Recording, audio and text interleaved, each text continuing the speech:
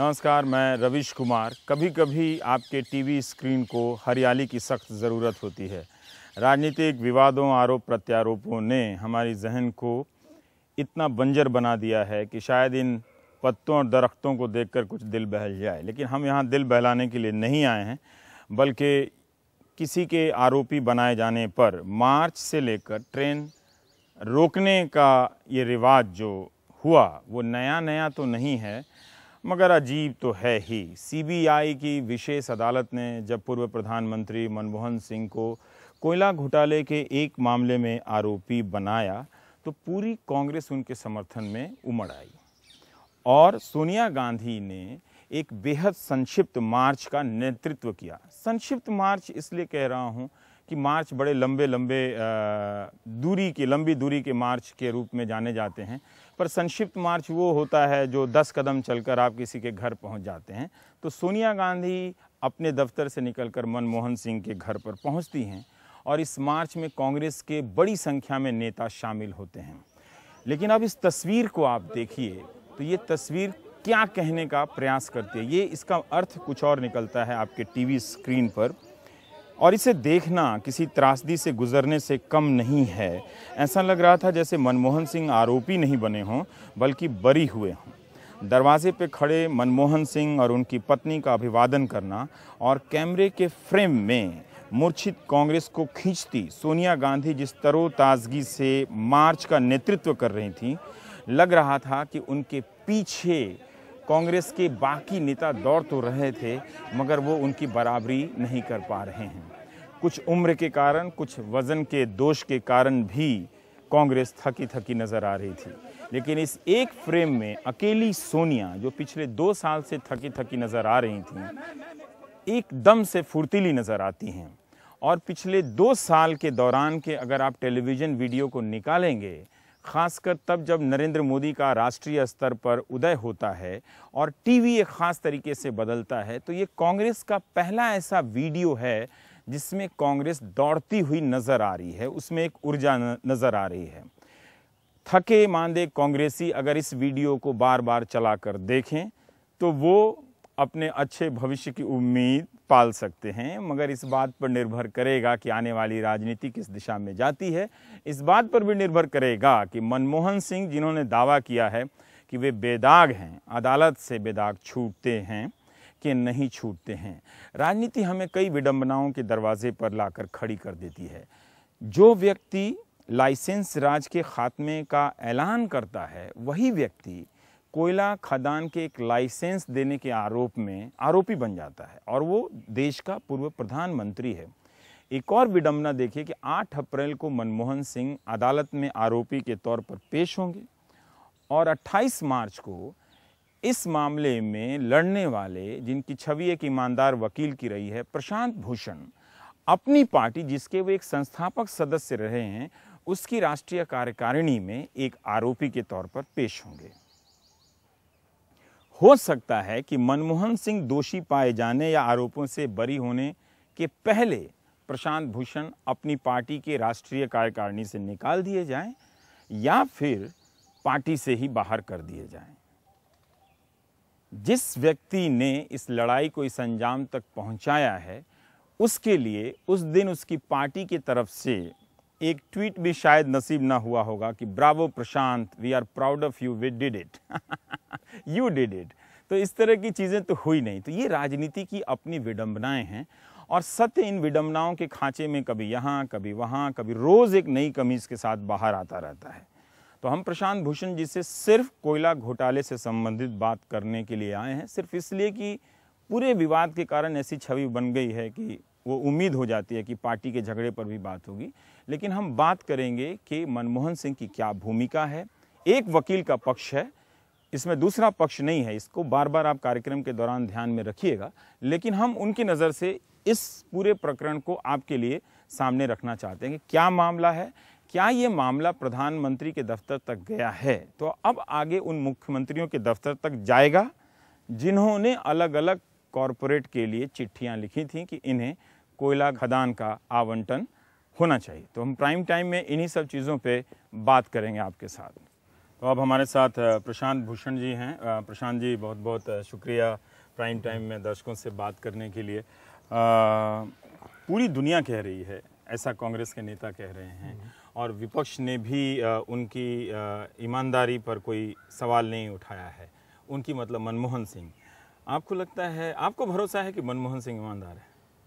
देखिए, ईमानदारी के दो अलग अलग परिभाषा होती है। एक तो ये है कि कोई घूस नहीं लेता, और दूसरा होता है कि कोई भी गलत काम नहीं करता। बहुत सारे लोग ये सोचते हैं कि अगर मैं घूस ना लूं लेकिन किसी के सिफारिश पर कुछ काम कर दूं, किसी को सरकारी संपत्ति भेंट कर दूं किसी की सिफारिश पर बगैर घूस लिए, तो इसमें कोई हर्जा नहीं है।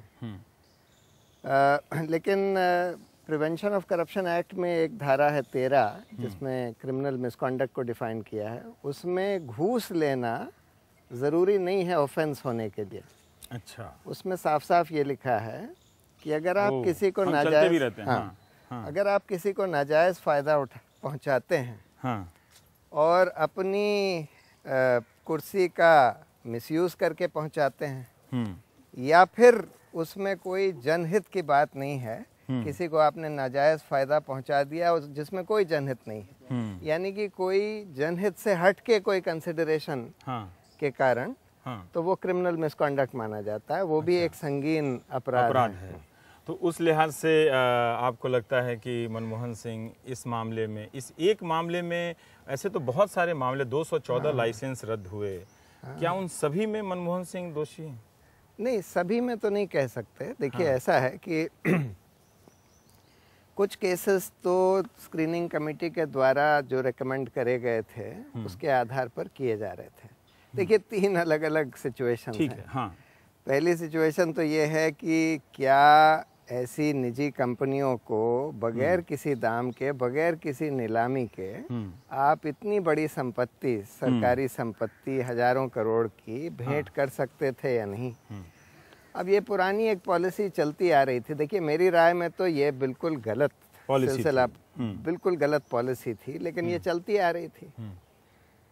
तो चलिए, इसको अगर मान भी लिया जाए कि सिर्फ इसको अपराध नहीं माना जाएगा कि आप उस पॉलिसी के चलते हुए सरकारी संपत्ति निजी कंपनियों को दे रहे हैं, लेकिन किन निजी कंपनियों को दे रहे हैं उनको चयन करने का, उनको छांटने का कुछ तो मापदंड होना चाहिए।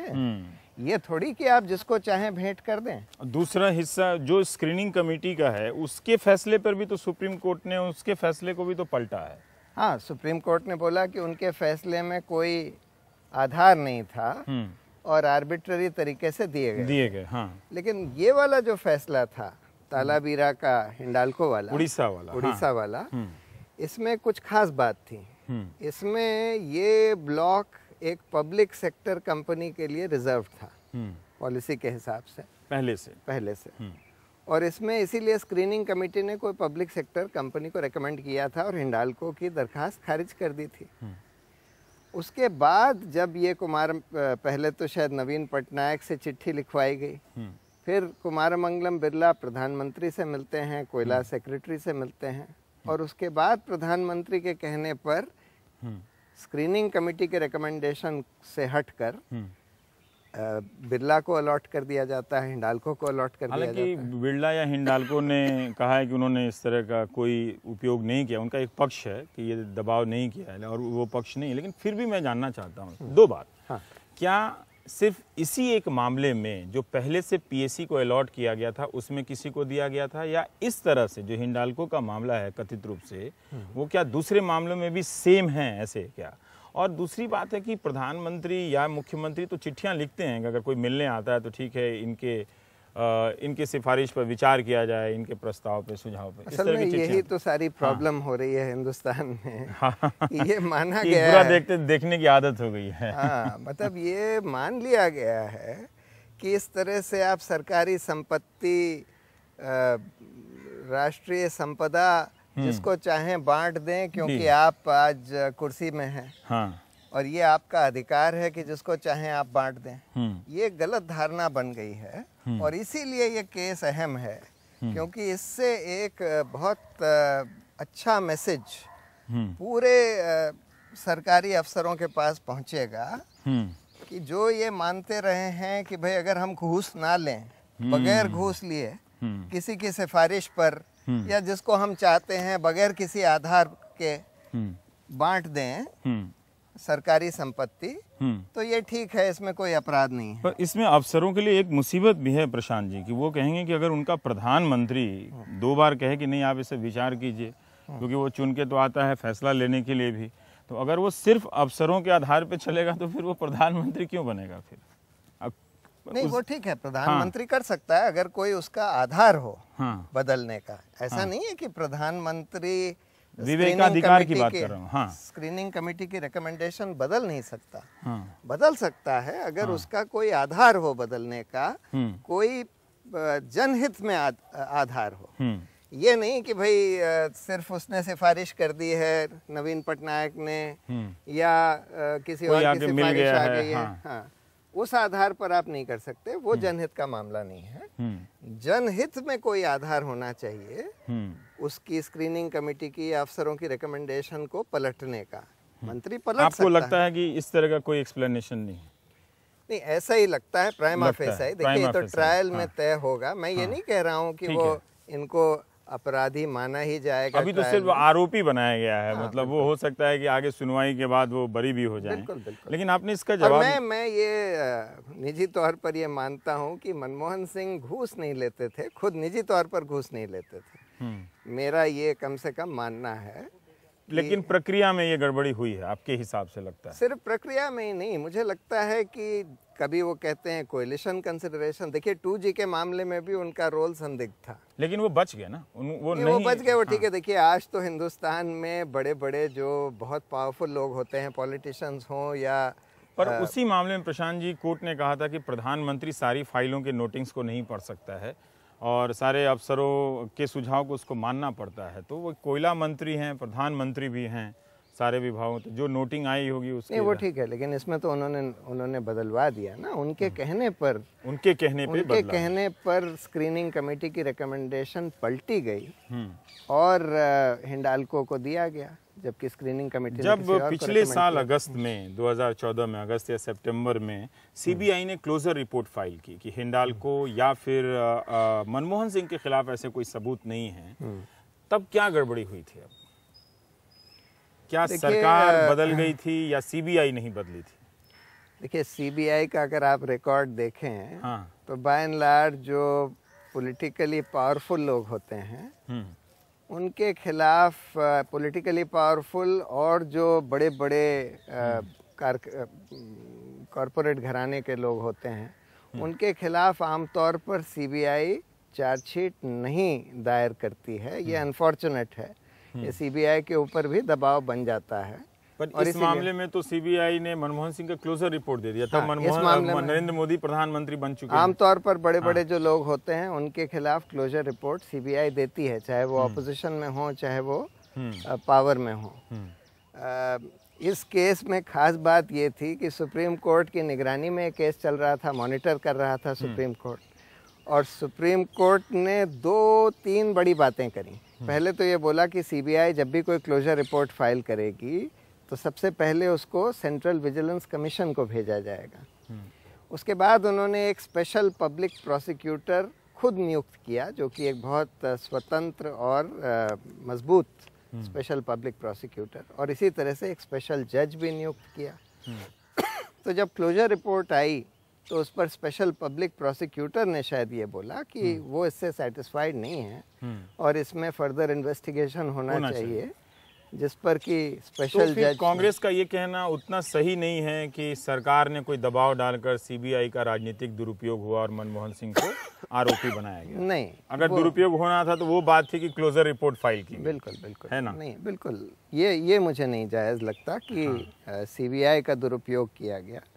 मुझे लगता है कि इसमें जो सुप्रीम कोर्ट ने एक बहुत बढ़िया कदम उठाया था कि एक स्पेशल पब्लिक प्रोसिक्यूटर और स्पेशल जज की नियुक्ति, उसकी वजह से ये हुआ। पर आपने इसका जवाब नहीं दिया कि क्या हिंडाल्को जैसे दूसरे भी मामले हुए थे क्या, जिसमें प्रधानमंत्री फैसले को पलटवा रहे हैं या मुख्यमंत्री जोर दे रहे हैं, ऐसा स्क्रीनिंग कमेटी के संदर्भ में? मुझे पहले कोयला खदान किसी पब्लिक सेक्टर यूनिट को दे दिया गया है और बाद में प्रक्रिया को बदल के जॉइंट वेंचर बना के उसकी आपस में हिस्सा बढ़ता है।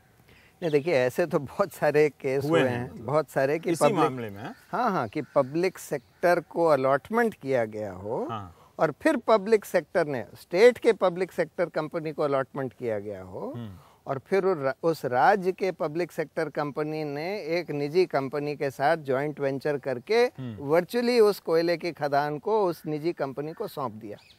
और इसमें मुझे नहीं लगता है कि अभी प्रॉपर इन्वेस्टिगेशन सीबीआई ने किया है। ये मामला मैंने पिछली बार कोर्ट में उठाया था कि इन मामलों में आप देखिए कि इन्वेस्टिगेशन हुआ है कि नहीं। और ये जो मामले जिस पे आपने कोर्ट में दिया था किन राज्यों से संबंधित हैं या ये भी सारे केंद्र से संबंधित? नहीं, ये तो सारे राज्यों से संबंधित। राज्यों से भी तो राज्यों के मुख्यमंत्री भी इसके लपेटे में आ सकते हैं। बिल्कुल बिल्कुल। और खास बात ये है कि बहुत सारे तो आपने एक पूर्व प्रधानमंत्री फिर इतने सारे मुख्यमंत्री भी सोच रहे होंगे प्रशांत भूषण क्या क्या करने वाले हैं।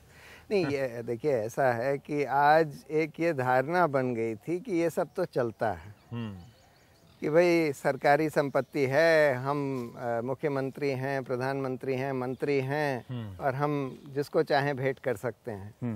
और ये धारणा गलत धारणा है और ये अपराध भी हो सकता है। ये बात समझ में आना बहुत ज़रूरी है। पर मैं ये राज्यों और मुख्यमंत्री वाले हिस्से पे आऊँगा बाद में, पर मैं जानना चाहता हूँ कि जो मनमोहन सिंह की बात हो रही है कि 2 अफसरों ने लिखा था कि नहीं अब हिंडाल्को को नहीं दिया जा सकता, लेकिन फिर भी मनमोहन सिंह ने कहा, लेकिन स्क्रीनिंग कमेटी ने तो वो प्रस्ताव दिया ना, तो जो भी मनमोहन सिंह ने कहा उस पर स्क्रीनिंग कमेटी के फैसले की मंजूरी भी तो है। जो पारक साहब ने जो कहा, स्क्रीनिंग कमेटी ने नहीं बोला था, ये तो प्रधानमंत्री के लेवल पर बदल दिया गया था। प्रधानमंत्री और कोयला सेक्रेटरी के इन दो के बीच में बदल दिया कि जॉइंट वेंचर बनाया गया। नहीं, जॉइंट वेंचर नहीं बनाया गया। उसमें से एक ब्लॉक तो हिंडाल्को को ही दे दिया गया, एक पार्ट ऑफ द ब्लॉक तो हिंडाल्को को एक्सक्लूसिवली अलॉट कर दिया गया।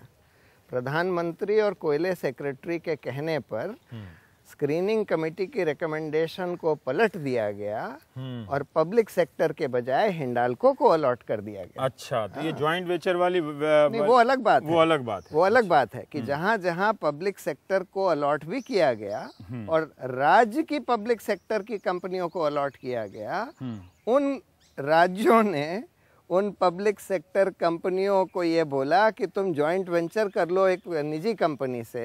और बहुत सारे केसेस में और बहुत सारे राज्यों में एक कंपनी है, निजी कंपनी एमटा के नाम से, जो कि वेस्ट बंगाल की कंपनी है, उसके साथ जॉइंट वेंचर करके उनको वो कोल ब्लॉक सौंप दिया गया।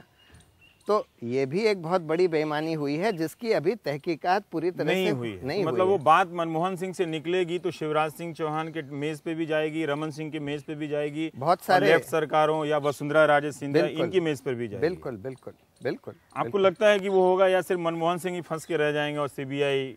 नहीं, वो होना चाहिए क्योंकि ये मुद्दा सुप्रीम कोर्ट में उठा है। इस पर सीबीआई से पूछा जाएगा कि भाई उन्होंने इस पर क्या किया, इन्वेस्टिगेशन। एक मामले में आपका पक्ष जानना चाहता हूँ, जरूर दूसरा पक्ष नहीं है हमारे इस कार्यक्रम में, आप ही बोल रहे हैं कि मध्य प्रदेश में ऐसा क्या हुआ था जो मनमोहन सिंह से मिलता जुलता है आरोप से? देखिए, मध्य प्रदेश में सबसे पहली बात तो जब ये दरखास्त करी गई कि अच्छा भाई अब से कोयले के खदान ऑक्शन होंगे, किए जाने चाहिए, तो मध्य प्रदेश ने भी उसका विरोध किया। अच्छा, करीब करीब सारे राज्यों ने उसका विरोध किया, चाहे वो भाजपा, प्राय सभी सरकारों की पार्टियों के मुख्यमंत्रियों ने विरोध बिल्कुल किया। बिल्कुल। और मध्य प्रदेश में एक और खास बात हुई, एक शासन करके बहुत बड़ा कोयले का ब्लॉक है जो कि रिलायंस कंपनी को दिया गया, रिलायंस एनर्जी, अनिल अंबानी की कंपनी, और इस आधार पर दिया गया, उनको बोला था कि भाई हम बिडिंग कराएंगे कि इस खदान से जो कोयला निकाला जाएगा वो आप सिर्फ बिजली के जनरेशन में यूज़ करेंगे और आप बिडिंग इस पर करिए कि अच्छा आप इस कोयले को यूज़ करके कितनी सस्ती बिजली दे सकते हैं। उस आधार पर रिलायंस एनर्जी को वो ब्लॉक अलॉट हुआ और उसके बाद जबकि उसमें बिल्कुल क्लियर था कि इसका कोयला सिर्फ बिजली उत्पादन के लिए यूज़ होगा, जो कि किसी और मामले में यूज़ हुआ, और उसको डाइवर्ट कर दिया गया, डाइवर्जन अलाउ कर दिया। इसमें मैं एक अपना पक्ष जोड़ दूं कि इसमें रिलायंस एनर्जी का पक्ष नहीं है अभी जो हम बात कर रहे हैं, तो जरूर उनका हाँ मतलब एक संतुलन के लिहाज से हमें वो मेंटेन करना पड़ता है कि वो जरूर इससे इनकार करेंगे। लेकिन ये इस उदाहरण से मूल बात आप ये कह रहे हैं कि मध्य प्रदेश में और छत्तीसगढ़ में भी इसी तरह के हैं, तो सिर्फ मनमोहन सिंह ही दोषी ना हो, मतलब सिर्फ ये बीजेपी के लिए भी बहुत खुश होने वाली बात नहीं है। नहीं, बिल्कुल नहीं, बिल्कुल नहीं है। दूसरी बात मैं आपको बता दूं कि देखिए, बीजेपी इसका बड़ा डमरू बजा रही है कि हमने इतने लाख करोड़ नीलामी से निकाल लिए। 2 लाख करोड़ का, 2 लाख करोड़ कि जो 30-35 इसका श्रेय बीजेपी को कतई नहीं जाता। ये तो सुप्रीम कोर्ट ने ऑर्डर किया, तो बीजेपी को लाजमी करना था कि आपको इसका ऑक्शन करना ही पड़ेगा।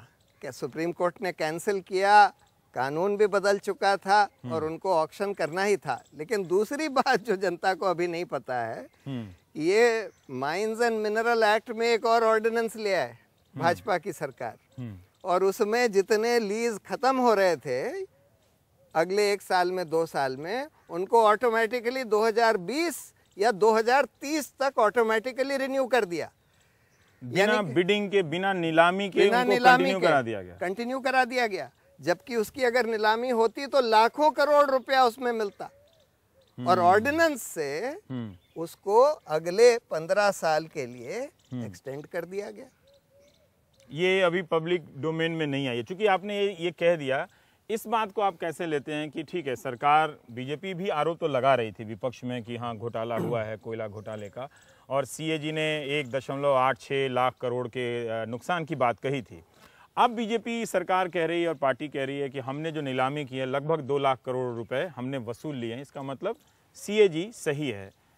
क्या ये जो नीलामी हुई है ये बिल्कुल फुल प्रूफ नीलामी है और जो पैसा आया है वो पुरानी बातों को सही करता है, या इसमें भी कुछ नहीं फुल प्रूफ है कि नहीं है ये तो मैं अभी नहीं कह सकता, क्योंकि मैंने बहुत गहराई से अभी नहीं देखा है। ठीक है, लेकिन खैर नीलामी हुई है, और उससे एक बात जरूर जाहिर हो गई है कि सीएजी ने जो एस्टिमेट लगाया था 1,86,000 करोड़ का कोयले के मामले में, कि ये 214 ब्लॉक को अगर ऑक्शन किया जाता, या इसमें कम से कम 1,86,000 करोड़ का नाजायज फायदा इन कंपनियों को हुआ है। ठीक है, हाँ। लेकिन अभी तो 32 कोयले की ब्लॉक के नीलामी में ही करीब 1 लाख से ज्यादा करोड़ आ गया है। हाँ।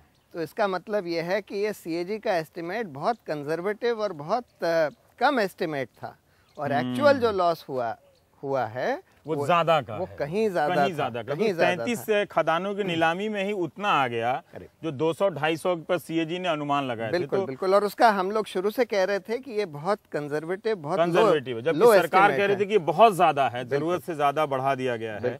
और मनमोहन सिंह भी कह रहे थे कि ये पॉलिसीज को चेंज नहीं कर। पर आपकी बात से एक बात पे ध्यान रखना है कि माइंस एंड मिनरल्स वाले में वो भी एक नीतिगत फैसला ही है। अगर ऑर्डिनेंस से लाया है तो कई कंपनियों के जिनके लीज 1 या 2 साल में खत्म हो रहे थे 20 या 2030 तक के लिए बढ़ा दिए गए हैं, तो वो भी इसी तरह की प्रक्रिया है। बिल्कुल। तो वो बात अभी देखते हैं। और आपने कहा कि मध्य प्रदेश, छत्तीसगढ़, इन सब जगहों में भी ये इसी तरह की चीज़ है, लेकिन वहाँ पे अभी जांच पहुँची नहीं है, उस पक्ष पे अभी जांच नहीं हो रही है। जी हाँ, जी हाँ।